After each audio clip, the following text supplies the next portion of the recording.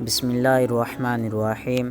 السلام علیکم پیارے دوستو، آپ سے ایک گزارش ہے کہ کوئی بھی وظیفہ مرضی ہی کیوں نہ ہو، جب تک آپ نماز نہیں پڑھیں گے وہ عمل نہیں کرے گا۔ اس لیے ضروری ہے کہ کوئی بھی وظیفہ آپ نے کرنا ہو تو اس سے پہلے 5 وقت کی نماز آپ لازمی پڑھیں۔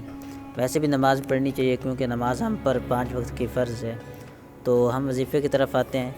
آج کا جو وظیفہ ہے یہ دشمن سے نجات کا وظیفہ ہے، یعنی دشمن کے شر سے بچنے کا وظیفہ ہے۔ اور اگر آپ نے یہ وظیفہ کرنا ہو تو اس کا طریقہ میں بتا دیتا ہوں۔